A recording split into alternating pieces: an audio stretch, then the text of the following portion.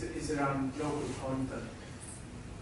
And I touched on the 1%, but the strength here is the common language, the 90% building on the common language for Arab. And I think that could bring a very strong innovation platform.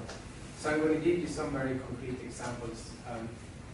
Most of the world now is facing a data delusion almost, the amount of data that's passing, whether it's by devices of this nature or anything else. And the ability to actually look at the different types of skills that's required to drive a platform. We were in a project together with a supplier of mobile services here in the region. And we were building a little bit on the competence we've done in the past. What they wanted to do was to market digital content. And what they knew was everything about calling patterns, name, where you live, but they didn't know your music taste. Now, if you go on the blog sites and you do social networking, you can very quickly find out about music taste. And you can link that to a profile. On your customer base, you can very quickly do social networking, which you want to do anyways, because you want to identify who the likely shunners are, and you can connect those. And then you have more intelligence about that particular individual and can market to that particular individual.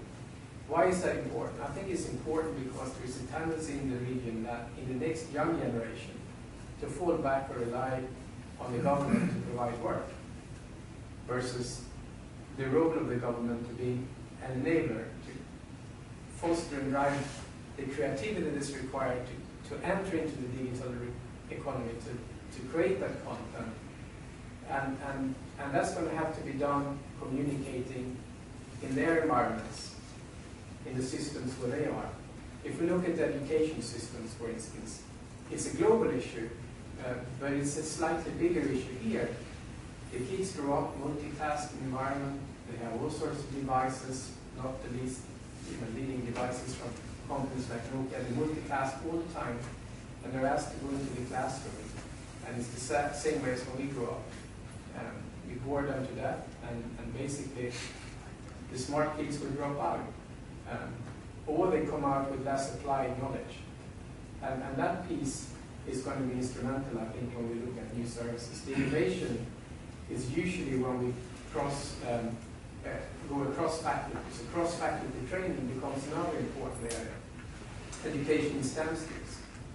Now, with all due respect for the enormous success that the likes of Wipro and others have here in the region, it's going to be important for the local government to also invest in some knowledge build-up and not always just look for the price, but look for a balance so that they can build up local competence too for the entrepreneur, the applied innovation. And so I believe when we can do that, when we can build the skills, when we can add local content, and we can start to thirdly merge and converge between industries, be it banking, medical, etc., then we're going to see the kind of products, we're going to see the kind of services, and do that based on an infrastructure that is reliable, content-focused. Then you have a platform for really taking a competitive advantage in going into the next generation. Most of the systems today are anyways.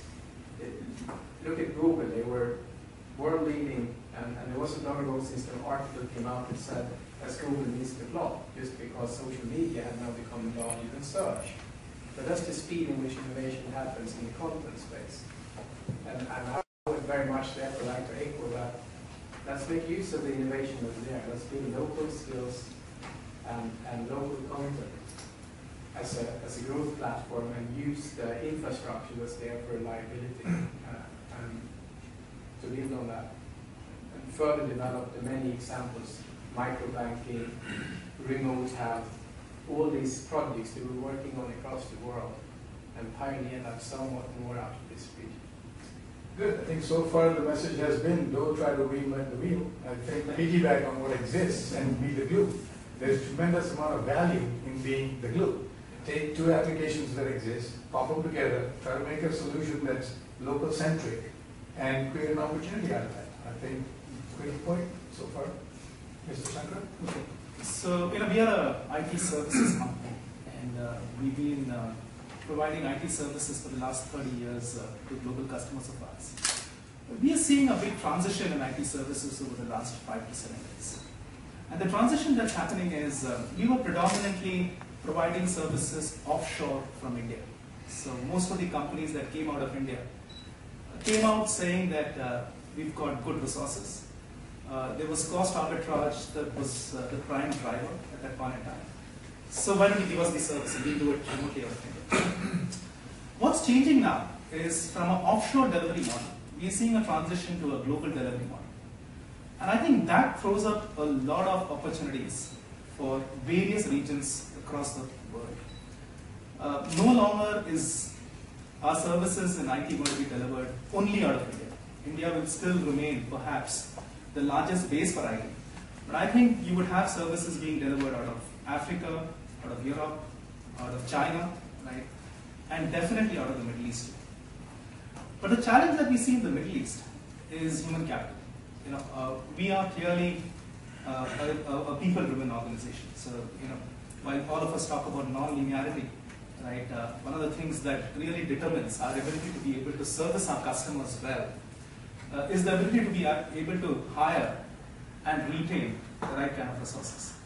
Now, that is one thing that we see as a challenge, and we've been talking to the government, and we are taking our steps. So, if you look at the center that we set up in Egypt, and the reason why we went to Egypt and set up a center was great government concessions in Egypt through ITIDA.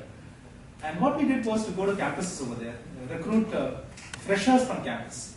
We took them back to India, trained them for 6 months, and we find that they are absolutely brilliant once they come back to Egypt and start developing services for our clients. We don't see that as much in the Middle East. So Middle East government doesn't seem to be as encouraging to IT companies setting up operations in Middle East. You would expect the government to be a bit more open in the Middle East and give certain concessions to IT companies to set up operations over here, because it does take time for companies to ramp up in terms of setting up a base in the Middle East. It takes time in terms of putting together the infrastructure and also getting the right people and training the right people to be able to provide the services. So I think the government should look at capability building, right, in the IT services side, both in terms of the last 10 years now. We got into Dubai in 2000, we went into Saudi Arabia. And we see this region for any IT company being extremely encouraging. Our growth now comes from the Middle East. To give you a comparison in the last 3 years, right, our growth in the Middle East was upwards of 100% CAGR in the last 3 years in Saudi Arabia. Now the good news is that in 3 years, right, we had less than 2% Saudis working for us 3 years back. We were small then. 3 years hence, we have 30% of our delivery folks, people who deliver technology services to our clients in Saudi Arabia, are local folk. We recruit them locally, we train them locally, we put them on jobs locally. So I think most of the companies would look at localization, would drive local opportunities.